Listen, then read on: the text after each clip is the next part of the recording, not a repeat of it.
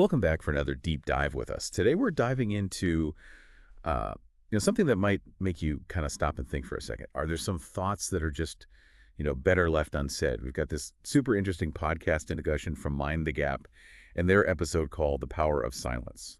Should be fun to unpack this one and challenge some of our assumptions about communication, self-expression and all that. It's a really fascinating topic, isn't it? I mean, we hear all the time, all about the importance of speaking your truth and, being authentic and all that. But this source material kind of flips the script a bit, right? And Yeah. asks, like, hold on a sec, is there ever a time or a place for holding back? Yeah, exactly right. It's not always so black and white. Yeah.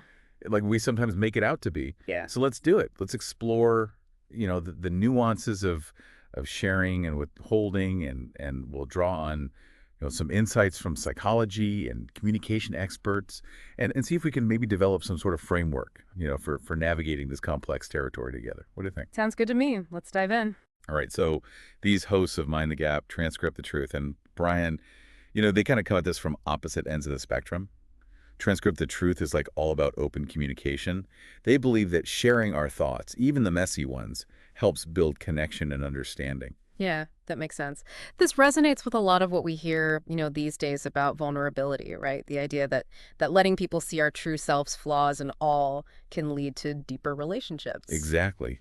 But then on the other hand, we got Brian, who argues that, not every thought is valuable or constructive to share.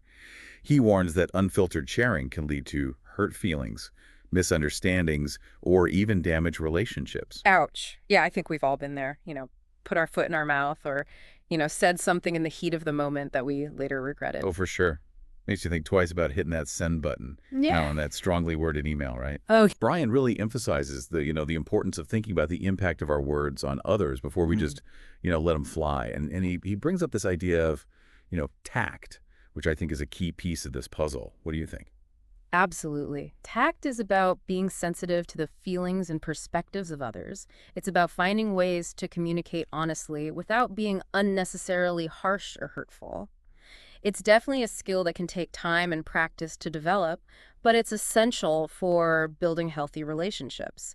It reminds me of the concept of emotional intelligence, the ability to understand and manage our own emotions and to be attuned to the emotions of others. That's a great point. It's not just about, what we say, but it's how we say it and being able to kind of read the room, so to speak. So are you saying that authenticity and tact can coexist? Yeah. That we can be true to ourselves without bulldozing over other people's feelings? Precisely. It's about finding that sweet spot, that balance between being genuine and being considerate.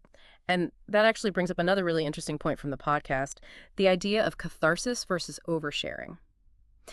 Transcript the Truth believes that sharing private thoughts can be very therapeutic, a way to kind of process difficult emotions and make sense of them. I can see that, but I also find that sometimes, sharing my worries actually amplifies them, especially if the person I'm sharing with isn't the best listener. Yeah.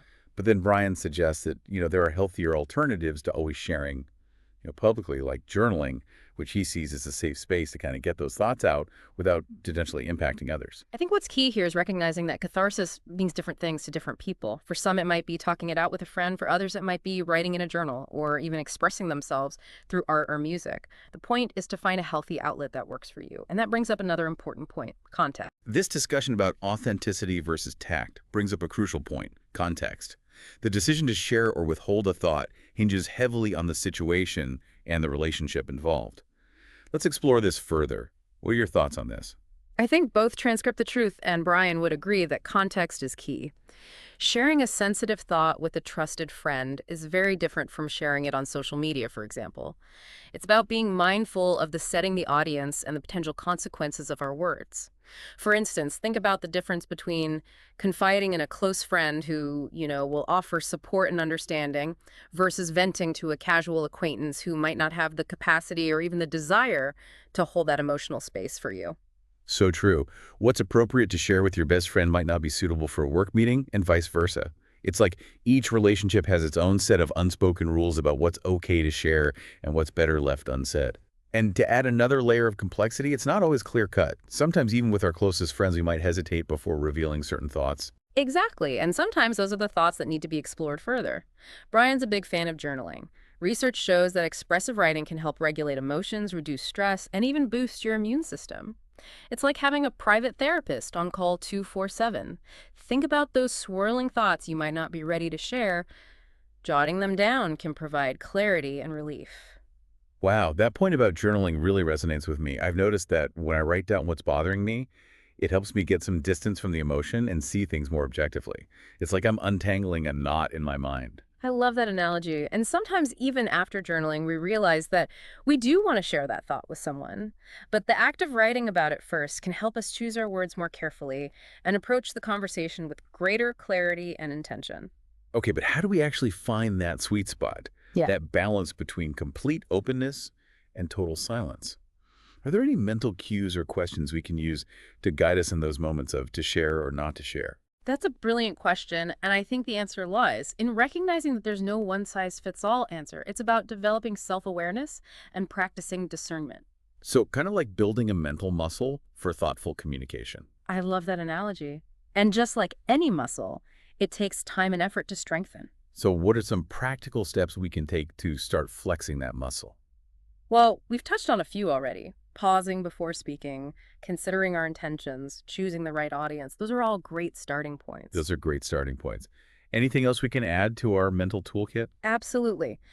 One technique is to practice active listening, really tuning into what others are saying and not just waiting for our turn to speak. That's so important. It helps us understand where someone is coming from and respond in a more thoughtful way. It also helps us avoid those knee-jerk reactions or hurtful comments that we might later regret. And speaking of regrets, what about dealing with those times when we DO say something we wish we hadn't?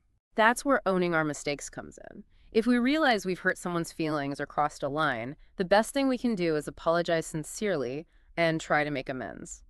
It takes courage to admit when we're wrong, but it shows that we're willing to learn and grow. And that growth is ultimately what this deep dive is all about. It's not about achieving some perfect state of silence or endless chatter, but rather finding a balance that allows us to be both authentic and considerate. I'm also thinking back to what Transcript the Truth said about how keeping things bottled up can lead to isolation.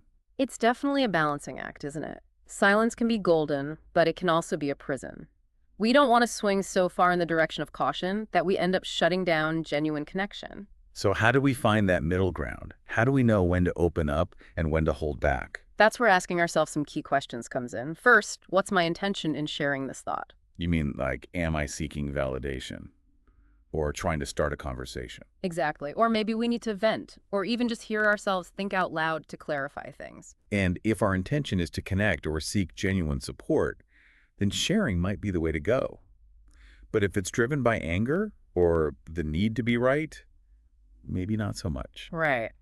It's like choosing the right tool for the job. A hammer is great for nails, but not for a delicate piece of jewelry.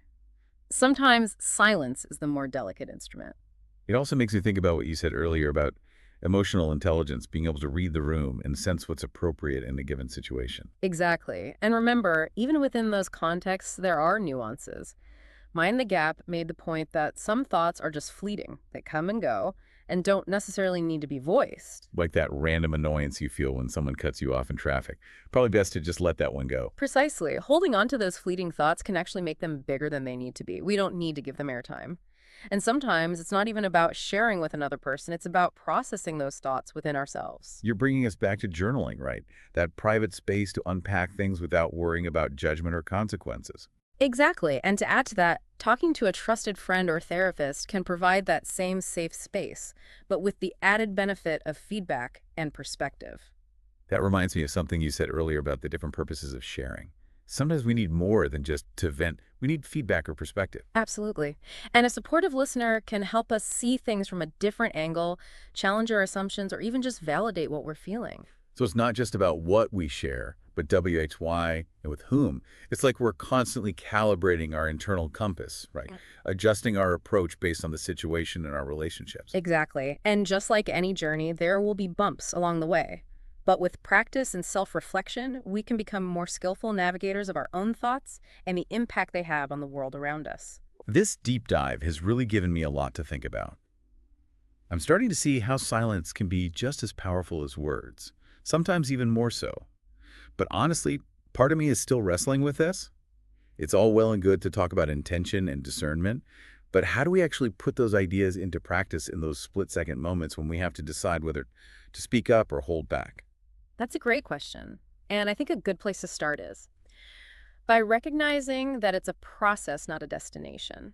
We're not going to become masters of thoughtful communication overnight. So it's okay to stumble or make mistakes along the way. Absolutely. The key is to learn from those experiences.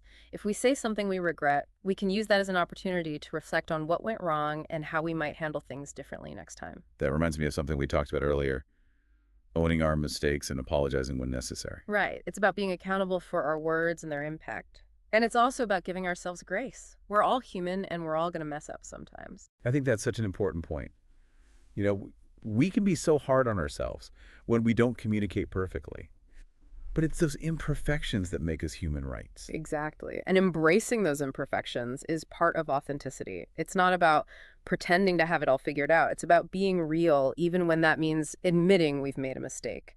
So in a way, it all comes back to that balance we've been talking about, finding that sweet spot between openness and silence, authenticity and tact. Precisely. It's not an either-or proposition. It's about embracing the nuances and navigating those gray areas with intention and awareness. This has been such a thought-provoking conversation. Yeah. I feel like I've gained a whole new perspective on the power of both speaking and staying silent. What's fascinating to me is how this seemingly simple question, should some thoughts be kept private, has opened up so many layers of complexity.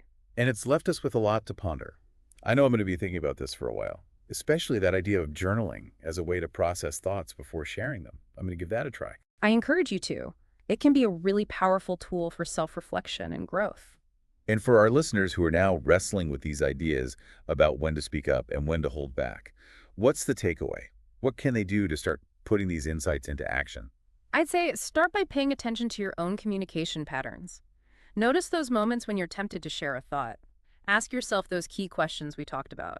What's my intention? Is this the right time and place? Who's my audience? And most importantly, how will my words impact others? Those are great questions to keep in mind. And remember, it's a journey, not a race. Be patient with yourself and celebrate the small victories along the way. Exactly. And if you find yourself struggling, don't hesitate to reach out for support. Talk to a trusted friend, a therapist, or even revisit this deep dive for a refresher on the key concepts. This has been an amazing deep dive. Thank you so much for sharing your insights with us. It's been my pleasure. I always enjoy these conversations. And to our listeners, thanks for joining us on this journey into the power of silence. Until next time, keep those minds curious and those conversations flowing, but maybe with a little more intention and awareness. And remember, sometimes the most profound thoughts are the ones we hold